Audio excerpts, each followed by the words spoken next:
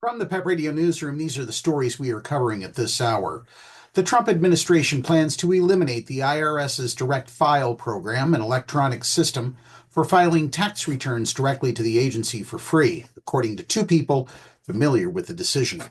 The program, developed during Joe Biden's presidency, was credited by users with making tax filing easy, fast, and economical. But Republican lawmakers and commercial tax preparation companies complained it was a waste of taxpayer money because free filing programs already exist, although they are hard to use. The program had been in limbo since the start of the Trump administration, as Elon Musk and the Department of Government Efficiency have slashed their way through the federal government.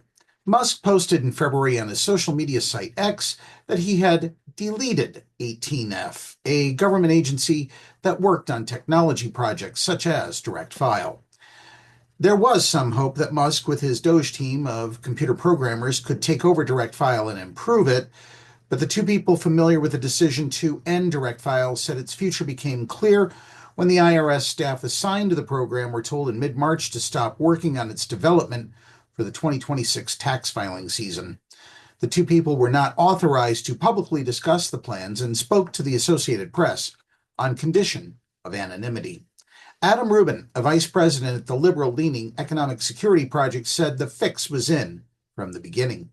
It is an outrage to see everyday taxpayers play no role in this decision, he said. Cutting costs and saving money for families were just empty campaign promises.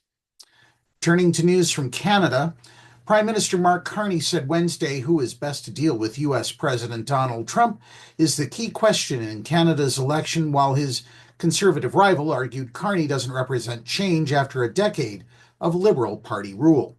Opposition conservative Pierre Poilievre said during the French language leaders' debate, Canada needs change, and Carney is just like his predecessor, Justin Trudeau. Mr. Poilievre is not Justin Trudeau. I'm not Justin Trudeau either. In this election, the question is who is going to face Mr. Trump, Carney said. Trump's trade war and threats to make Canada the 51st state have infuriated Canadians and led to a surge in Canadian nationalism that has bolstered Liberal Party poll numbers ahead of the April 28th vote.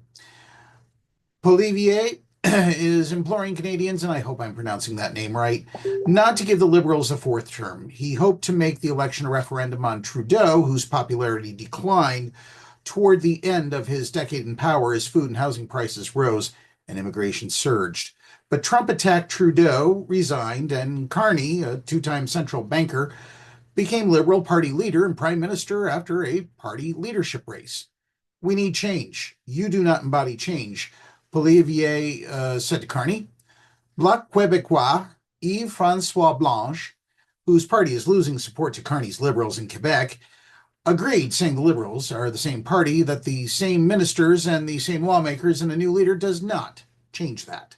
But public opinion has changed. In mid-January, a poll by Nanos, Liberals trailed the Conservative Party by 47% to 20%. But in the latest Nanos poll released Wednesday, the Liberals led by 8 percentage points. The January poll had a margin of error of 3.1 points, while the latest poll had a margin of error of only 2.7 points. That's the news at this hour. Download the Live 365 app to take PEP Radio with you wherever you go. And now back to more music on PEP Radio.